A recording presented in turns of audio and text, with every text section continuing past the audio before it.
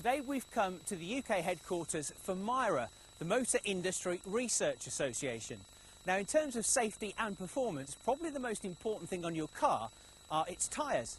After all, they're what connect the car to the road. But what if the amount of tread they required was actually much higher than we're being led to believe?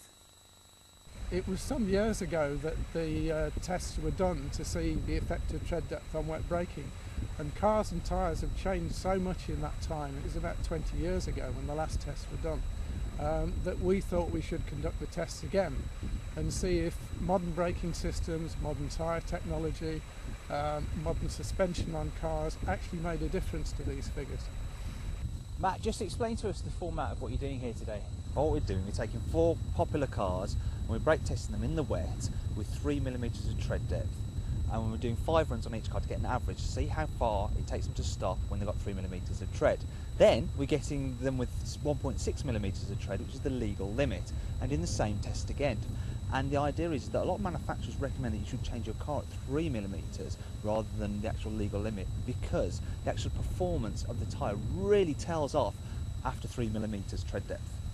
So the first step of the process was to send all 4 vehicles onto the wet strip with tread depths of 3mm. The team measuring the average braking distance from 70 miles an hour down to standstill across 5 runs per car. With the results logged, it was back to the garage for a change of tyres. This time the tread depths were down to 1.6mm, pretty well worn, but still legal. The Audi A4 was the first to head back out with 1.6mm tread, and the difference was immediately apparent. The result, an average braking distance that increased by some 30 metres, and that's around an extra 6 car lengths.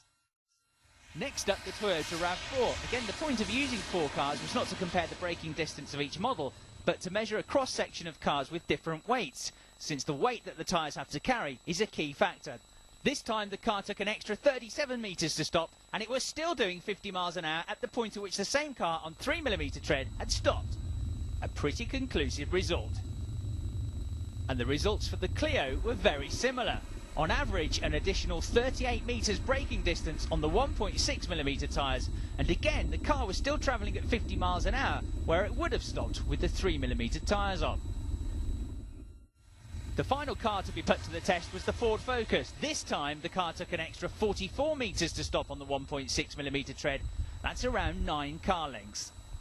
So that's why we think this is a really important safety message to motorists, that the best balance really between economy and safety is to consider changing at 3mm, particularly if you're a high mileage driver, particularly if you're travelling on high speed roads, dual carriageways and motorways frequently.